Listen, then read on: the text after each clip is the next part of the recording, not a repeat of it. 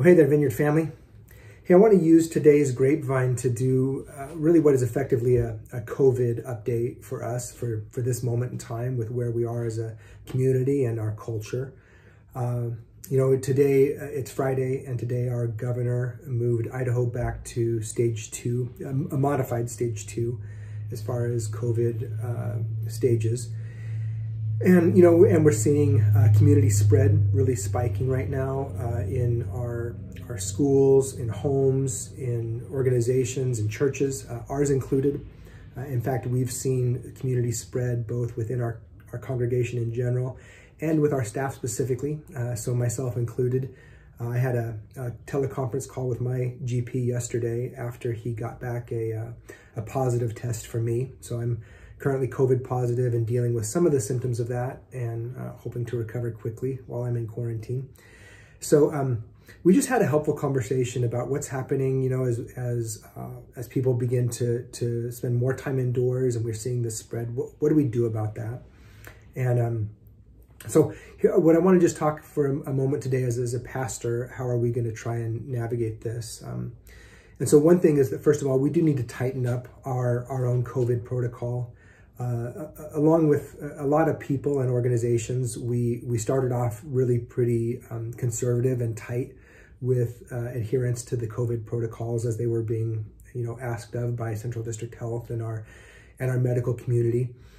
And along with a lot of other people, we've experienced fatigue with that and have relaxed our adherence to that. And we need to tighten that up again, especially, out of love for individuals who are most vulnerable, and out of love for our medical workers, and as we're seeing just the capacity of our hospitals are being stressed right now, we need to tighten things up. And so what does that look like for our weekend services? Here's where we are right now. At this point, for this coming weekend, we are going to continue with our hybrid model, where we are both in person and live streaming. We'll have service on campus, and we'll be live streaming it on our 3 platforms that people can join. It will look a little bit different with myself in quarantine this weekend. It's going to look a little bit different, but I do want to really encourage you to engage, because this passage specifically I believe is very critical. It's an important passage for where we are and where we're going. And so I do want to encourage you to engage. If you're coming on campus, a couple of notes. One is that I can assure you that we've cleaned and sanitized all of our surfaces.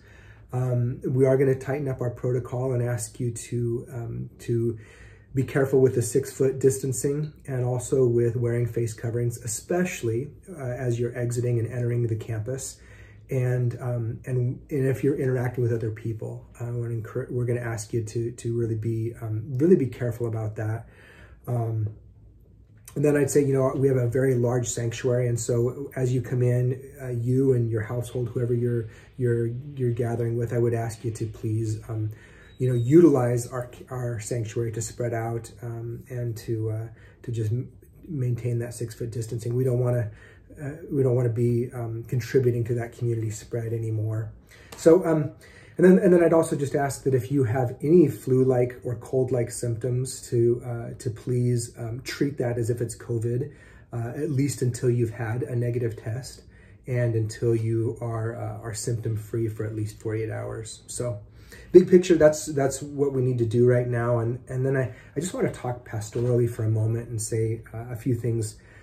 I don't think it's not a secret that COVID and the protocol for responding to it has become politicized, along with a lot of other things. And so, instead of just listening to our health authorities and our hospital community, this has become sort of a political issue, and people have largely speaking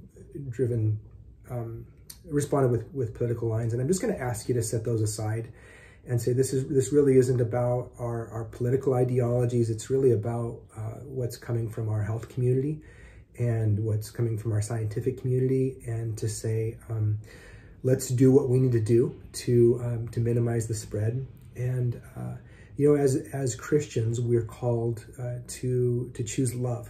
And so even if you don't personally believe that that the response from the medical community is warranted, you know, if there's a chance that wearing a face covering or you know, social distancing is going to protect someone else who's more vulnerable, I think love requires that of us. And so, you know, the gospel it's actually not about holding on to our rights. It's actually about laying our rights down for the sake of other people. That's what Jesus did in his incarnation, and it's what he calls us to. And so, if I can just ask you to lean into what does love look like, set aside the ideologies, the opinions, and just say, what does love look like? Let's use love as our bar right now, and let that guide our life together. So there you go. More to come on that, and hope to see you, whether that's in person or virtually. We will continue to gather as a church, and we have the freedom to do that. We'll do it in love. All right. Thanks.